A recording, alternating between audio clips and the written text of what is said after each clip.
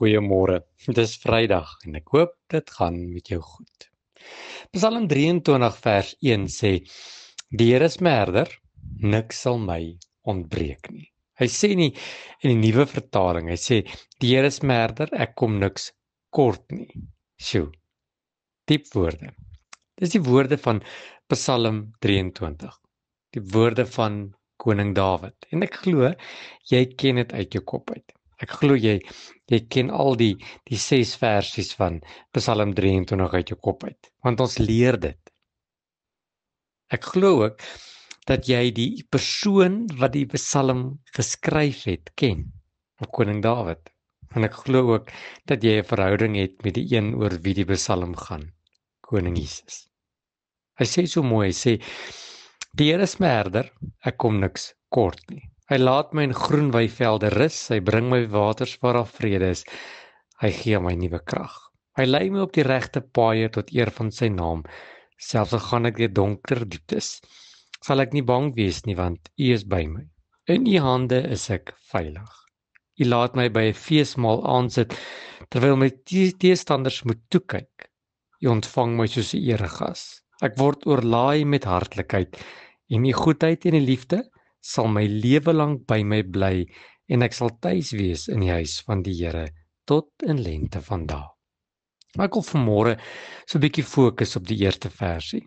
Die Here is my herder, niks sal my ontbreek nie. Wat beteken breek? Breek beteken dat iets nie reg is nie, dat iets nie gesond is nie, dat daar ietsie kort.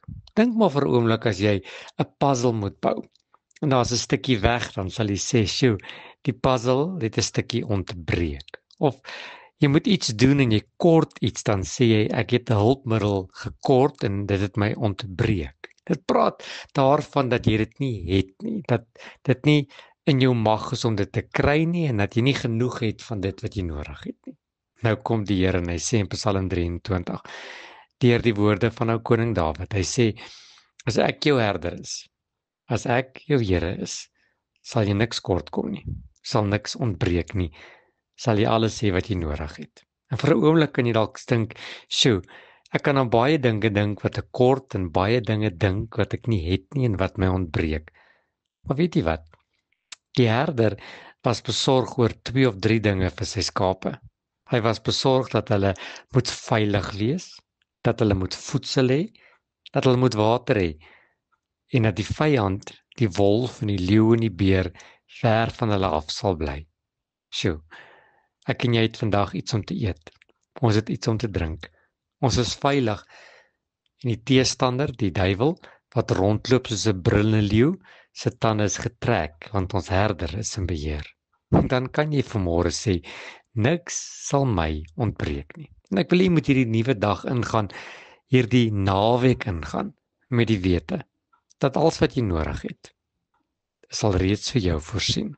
Van die Here, die God van Abraham, Isak en Jakob, hy is jou herder, en niks sal jou vandag ontbreek nie.